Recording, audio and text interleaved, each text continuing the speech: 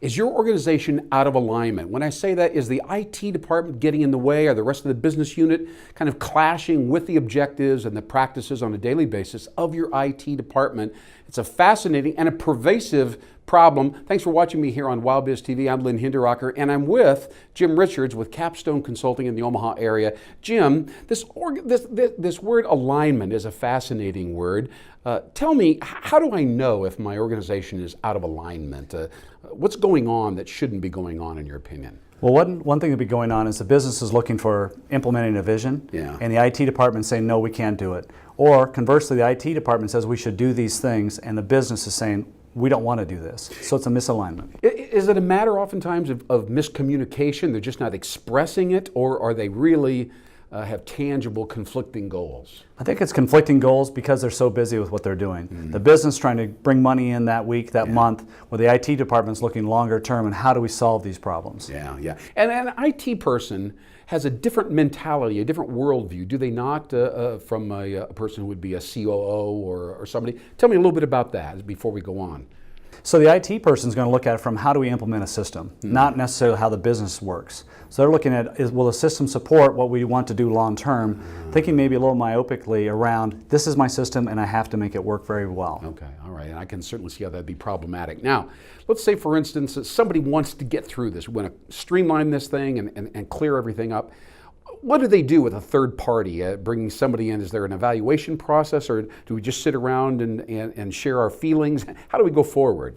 Well, we follow a process where we have an assessment, where you come in and kick it off, look at it, what the situation is, what the issues are, perform interviews, talk to different people in both the business and IS. Okay, so it's pretty comprehensive. Pretty comprehensive. Trying to look for what those issues are, and then look for what best practices are, and then looking what the gaps are, and trying to fill those gaps. And how do you bring that alignment back together? How do you make them have a shared vision? You know, the best practices thing is something that every consulting group, of course, watches and tries to dispel. Do people understand the latest best practices and benchmarks and stuff, or do they just kind of poo-poo it and it doesn't really sink in? What's your personal experience? My personal experience is people know what's going on in the marketplace, they're researching, but they're not seeing it apply to different places.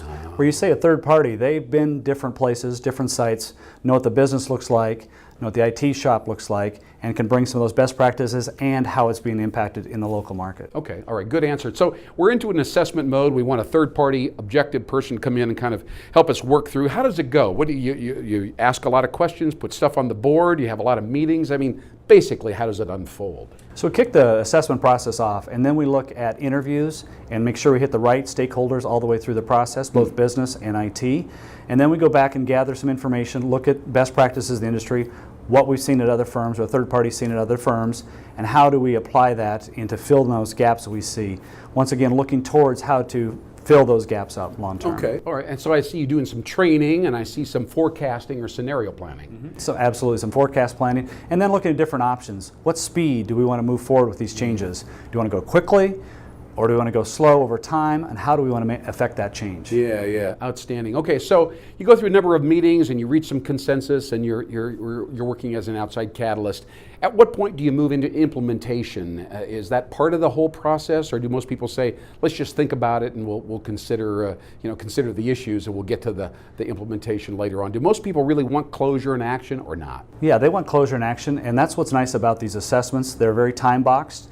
They come in for 1 to 3 weeks, and then they're done at a point where that roadmap's laid out and the execution plan as well. Then after that, we've seen firms sometimes pick that up and run with it right away and start executing immediately. Okay. And sometimes, no, we want to make this happen over the next 12 months. Okay. And sometimes they handle that internally with their own people, which works well. And sometimes they know we want that catalyst to continue to spark us on to really make that shared vision happen. Are budgets oftentimes a part of the plan as well, or all the time, or not so much? About half the time. Sometimes budget's a really constraining factor, and that maps out how it goes forward in the future. Okay. But often the business drivers of, I want this big thing to happen. I want to bring in more customers. I want my systems to support that. Yeah. I want to have better customer satisfaction on our website. and quicker response. So it depends on both the budget and what the business vision is. As we wrap up here, Jim Richards here at Capstone Consulting in Omaha, is leadership an issue when you move, the meetings all broken up and everybody goes back to their offices? Do you look at your associates and say, boy, they lack a real leader in this area or somebody to help us move things forward while we're off doing something else? Do you see leadership being a factor or not really so much? You know, often we see leadership being a factor, that there's leadership, maybe there's too much leadership, right? Not a shared vision again, right? We have leadership from the business side and from the IT side. So the assessments usually look at people, process, and technologies. People, as you mentioned, leadership.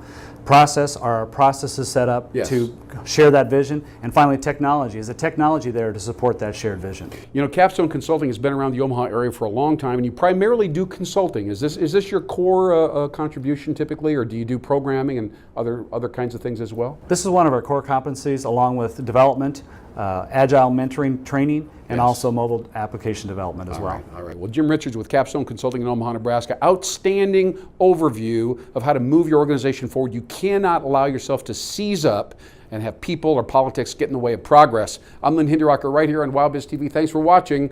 We'll see you again.